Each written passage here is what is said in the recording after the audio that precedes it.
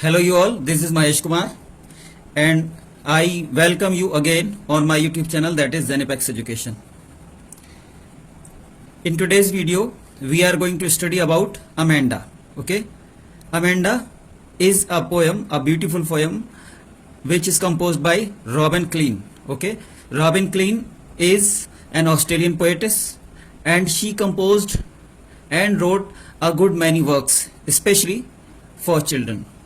First storybook was published by her at the age of 16. Okay, बहुत ही जल्दी, बहुत ही early as में ही इन्होंने एक स्टैंडर्ड की राइटिंग जो थी वो स्टार्ट कर दी थी. ओके, और इनकी फर्स्ट बुक जो आई वो 16 ईयर्स की एज में आई. इसके बाद भी इन्होंने बहुत सारी बुक्स लिखी. ओके, और ये फुल टाइम प्रोफेशनल राइटर बनने से पहले कई सारी जॉब्स इन्होंने की. Okay, she had been to several jobs before becoming a professional writer. Okay, lots of awards were given to her, lots of awards and honors were conferred on her. Okay, she was a really very great poet. Okay, तो चलिए आगे देख लेते हैं हम. एक Amanda जो poem है, इसको शुरू करने से पहले इसकी थोड़ी सी जो समरी है उसको देख लेते हैं. फिर इसके बाद इसकी जो लाइन बाय लाइन जो मीनिंग रहेगी, एक्सप्लेनेशन रहेगी, वो देखेंगे. तो Amanda is a very beautiful poem which is composed by Robin Klein. Okay, Robin Klein is the Australian poet, and in this poem, in Amanda, she beautifully portrays the conflict between a rebellious, careless, bold teen girl and her overarching, high-handed, domineering mother. Amanda habitually makes mistakes for which she is badly scolded by her mother. Being fed up of this repetitive reproach, Amanda seeks solace in imaginative solitude.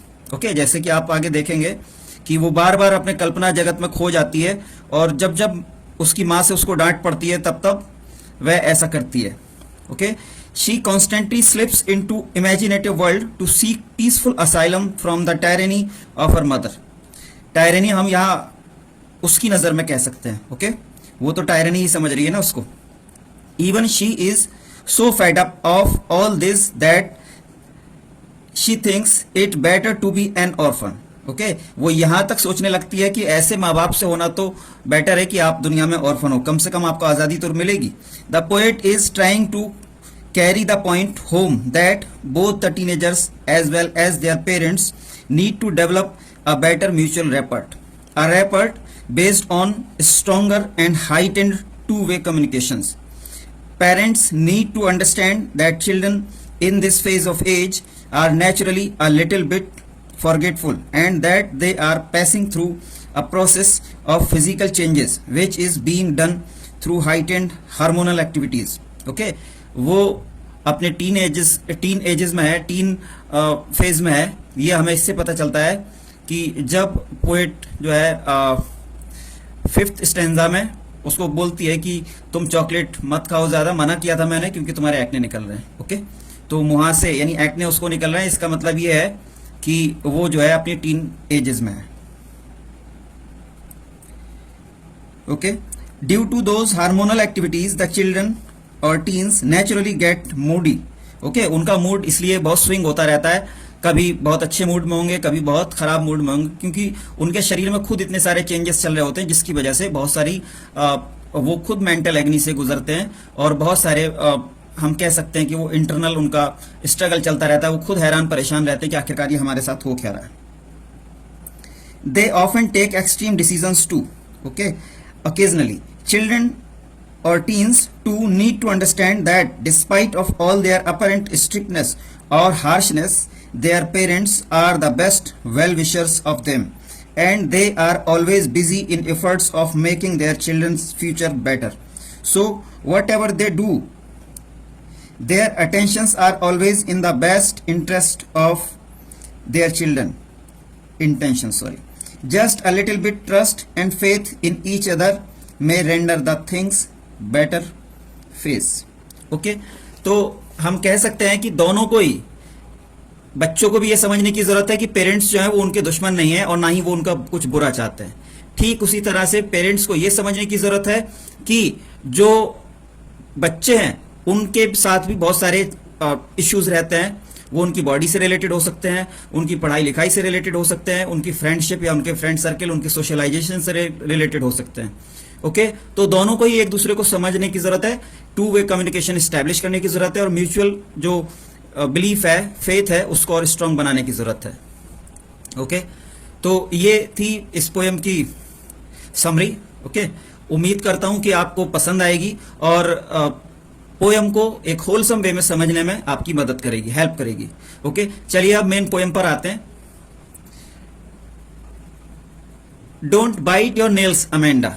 Okay, माँ के द्वारा ये stanza बोला जा रहा है और यहां से शुरू होता है। Don't bite your nails Amanda, don't hunch your shoulders Amanda, stop that slouching and sit up straight Amanda. Okay, तो माँ बोल रही है बेटी को यानी अमेंडा को कि ये अपने नाखून मत चबाया करो, तुम जो ये नाखून बार बार चबाती रहती हो ये बैड मैनर्स हैं। ओके, और ये मत किया करो। ऐसे ही ये बार बार अपने जो शोल्डर्स तुम ऊपर करती हो, उचकाती हो कंधों को, ये मत किया करो और अपने बैठने का पोस्चर भी सही करो। ओके, कमर को स्ट्रेट 90 डिग्री एंगल पर लेकर के बैठा करो। ओके, और क्योंकि वही एक हेल्दी पोस्चर भी है और एक अच्छा पोस्चर भी है। ओके, तो माँ के द्वारा इस तरह से बच्चे को डांटा जा रहा है, अमेंडा को डांटा जा रहा है। और अमेंडा फिर अपने ख्यालों में चली जाती है। There is a languid emerald sea where the sole inhabitant is me, a mermaid drifting blissfully. वो कहती है कि काश मैं यहाँ के बजाय कहाँ होती, एक सागर में होती, समुद्र में होती। ओके, और वहां क्या बनी होती, मरमेड बनी हुई होती और आराम से उसके शांत पानी में तैर रही होती, ड्रिफ्टिंग कर रही होती। ड्रिफ्टिंग कहते हैं बहुत धीरे धीरे, जनरली जो बहाव होता है पानी का उसके साथ बहने को। ओके, तो वो तुरंत ही अपने कल्पना जगत में चली जाती है, कल्पना लोक में चली जाती है और वहां जाकर के अपने लिए रिस्पाइट ढूंढती है। Okay, next is did you finish your homework Amanda, did you tidy your room Amanda, I thought I told you to clean your shoes Amanda. फिर माँ उसको डांटती है और कहती है कि क्या तुमने अपना होमवर्क कर लिया अमेंडा। ओके, क्या तुमने अपना रूम सही से व्यवस्थित कर दिया, उसको सही से अरेंज कर दिया। I thought I told you to clean your shoes Amanda. फिर वो आगे बोलती है कि शायद मैंने तुमसे ये भी कहा था कि तुम अपने शूज जो है वो साफ करके रखो। ओके, तो इस तरह से फिर वो उसको डांटने लगती है और इसके बदले में आप फिर से देखेंगे एक बार कि फिर से अमेंडा ख्यालों की जगत में अपने चले जाती है। I am N orphan roaming the street, I pattern soft dust with my hushed bare feet, the silence is golden the freedom is sweet. Okay, तो बच्ची फिर से कहती है, अमेंडा कहती है कि मैं इसके बजाय कहीं एक अकेली सुनसान सी गली में होती और वहां जो धूल भरी सड़कें हैं उन पे नंगे पैर चल रही होती है ना। ये जो शूज का जो झाड़ है साफ करने का, उसको है ना, ये जो मम्मी डांटती रहती है बात बात पे, इससे सबसे बच जाती है ना। इसलिए उसने कल्पना की है कि नंगे पैर घूम रही होती। ये सब चीजों का मेरे ऊपर कोई बंधन ही नहीं होता। ओके, तो the silence is golden the freedom is sweet. वो कह रही है कि ऐसे में जो वहां साइलेंस होता वो बिल्कुल बहुत ही शानदार होता है ना, बहुत ही अच्छा रहता और ऐसे ही जो आज़ादी होती है ना वो बहुत ही सुकून देने वाली होती है ना, बहुत ही मीठे फल की तरह से होती। तो इस तरह से आपने देखा कि फिर से वो ख्यालों की दुनिया में अपने लिए रिस्पाइट ढूंढती है, अपने लिए थोड़ी सुकून ढूंढती है। Next is don't eat that chocolate Amanda, remember your acne Amanda, will you please look at me when I am speaking to you Amanda. है ना, आगे फिर उसकी माँ उसको डांटते हुए बोलती है कि ये चॉकलेट खाना बंद करो अमेंडा। है ना, मैंने तुमसे पहले भी कई बार कहा है कि तुम्हारे फेस पे बहुत सारे एक्नेज निकल रहे हैं और मीठा खाने से, मिठाई खाने से एक्नेज और ज्यादा निकलते हैं, तो अपने ऊपर जरा ध्यान दो। जैसे कि हमने कहा था कि समरी में ही हमने कहा था कि माँ बाप कभी गलत नहीं सोचते, है ना। माँ बाप बच्चों के भले के लिए सोचते हैं और माँ बाप बच्चे के लिए ही। यहाँ भी आप देख रहे हैं कि उसकी माँ उसी के भले के लिए उसको डांट रही है, लेकिन बच्चे को सारी चीजें बुरी लग रही हैं। Will you please look at me when I am speaking to you Amanda. तो जैसे कि अक्सर होता है जब भी माँ बाप डांटते हैं, ओके, पेरेंट्स डांटते हैं बच्चों को, तो अक्सर ये होता है कि बच्चे उनसे नजरें ना मिला करके इधर उधर देखने लगते हैं। तो उसी चीज को माँ उससे कह रही है, उसको इंस्ट्रक्ट कर रही है कि इधर उधर मत देखो, मेरी नजरों में नजरें मिला करके, मेरी नजरों से नजरें मिला करके तब बात करो। ओके, तो इस तरह से ये 5 स्टेंजाज हैं।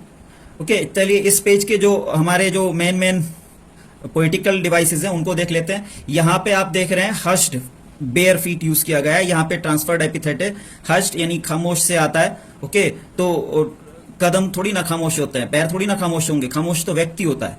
ओके, तो इसीलिए यहाँ पे ट्रांसफर्ड एपिथेट है। ओके, इसी तरह से साइलेंस को गोल्ड से और फ्रीडम को किसी स्वीट फ्रूट से, है ना, कंपेयर किया गया है। फ्रीडम के जो फ्रूट्स हैं उनको मीठा बताया गया है, तो इसीलिए यहाँ पे मेटाफोर है। ओके, अगर आप पोएम की शुरुआत में ही देखेंगे तो पोएम की शुरुआत होती है एनाफोरा से। पहली दोनों लाइन में डोंट वर्ड जो है वो रिपीट होता है। ओके, इसीलिए यहाँ पे एनाफोरा है। ऐसे ही यहाँ पे अलिटरेशन आता है, एक ही लाइन में एक ही साउंड से शुरू हो रहे हैं कई सारे words. Okay, stop, slouching, sit, straight. Okay, तो कई सारे वर्ड्स एक ही साउंड से शुरू हो रहे हैं, इसलिए यहाँ पे अलिटरेशन है। ऐसे ही जो सेकंड स्टेंजा है उसमें आपको एल्यूजन देखने को मिलता है। अपने आप को कहीं ना कहीं वो मरमेड से कंपेयर करती है, अपने आप को मरमेड समझती है। Okay, hair therefore hair is allusion. अगर ऐसे इसकी राइमिंग स्कीम अगर हम देखें तो राइमिंग स्कीम इसकी जो है वो AABACC है। ओके, जो आप देख रहे हैं फर्स्ट, सेकंड और फोर्थ मैच कर रहे हैं, थर्ड अलग है। ओके, फर्स्ट, सेकंड और फोर्थ मैच कर रहे हैं, थर्ड अलग है। ऐसे ही जो उसका कल्पना वाला जो स्टेंजाज हैं वो आपस में सब मैच करते हैं। ओके, तो हालांकि बाद में जो है आप देखेंगे तो वो चेंज हो रहा है कहीं ना कहीं, जो खासतौर से ये जो स्कीम है, लेकिन जो उसका जो स्ट्रक्चर है वो यही रह रहा है, AABACC। ओके, तो इसीलिए हम इसी को इसकी स्कीम मान सकते हैं। चलिए, तो लास्ट टू स्टेंजा भी देख लेते हैं। आई एम रेपुंजल, जब लास्ट में उसकी माँ उसको डांटती है तो वो एकदम से फिर से अपने कल्पना लोक में चली जाती है और अपने आप को रेपुंजल समझने लगती है। रेपुंजल एक तरह की एक एंजल मानी जाती है। ओके, और ये माना जाता है कि उसको एक टावर में कैद कर दिया था। ओके, और वहां वो उसी में टावर में रहती थी, और अगर कभी उसको नीचे आने की जरूरत पड़ती थी तो उसके जो बहुत लंबे से बाल थे वो उनको नीचे लटका देती थी और उन्हीं के सहारे आ जाती थी नीचे। ऐसे किसी दूसरे को अगर अपने पास तक उसे बुलाना होता था तो वो भी उसके बालों से ही चढ़ करके वहां उसके पास तक पहुंच जाता था। ओके, तो और ये रैपुंजल की कहानी है। तो अपने आप को वो भी रैपुंजल समझने लगी है। I have not a care, life in a tower is tranquil and rare. वो कह रही है कि टावर में अगर मुझे कैद कर दिया जाए तो वहां बहुत शांति होगी, है ना। ऐसे जो बात बात पे मम्मी डांटती रहती हैं, सुनाती रहती हैं, ये सबसे निजात मिल जाएगी। मैं तो वहां खुश रहूंगी, सुखी रहूंगी, है ना। कोई मुझसे कुछ कहने सुनने वाला नहीं होगा। I will certainly never let down my bright hair, और यहां तक कि मुझे नीचे अपने बाल लटकाने की भी कभी जरूरत नहीं पड़ेगी। यानी किसी को ऊपर लाने के लिए भी बाल लटकाए जाएंगे या खुद नीचे आने के लिए, है ना, जैसे कि हमने अभी कहा। तो इसका मतलब ये वो ये कहना चाह रही है कि मुझे किसी कंपनी की जरूरत भी नहीं, ना तो किसी को ऊपर लाने के लिए अपने बाल लटकाने की जरूरत है और ना ही बाल लटका के खुद नीचे आने की जरूरत है। ओके, मैं वैसे ही रह लूंगी टावर में ही, क्योंकि वहां की लाइफ बहुत अच्छी रहेगी। Okay, last stanza is again spoken by her mother. Stop that sulking at once, Amanda. You are always so moody, Amanda. Anyone would think that I nagged at you, Amanda. Okay, वो poet की जो poet है वो बोल रही है कि Amanda जो है, अमेंडा की मदर उससे फिर से कह रही है कि ये बात बात पे तुम इस तरह से दुखी मत हुआ करो, चेहरा बना करके मत बैठ जाया करो।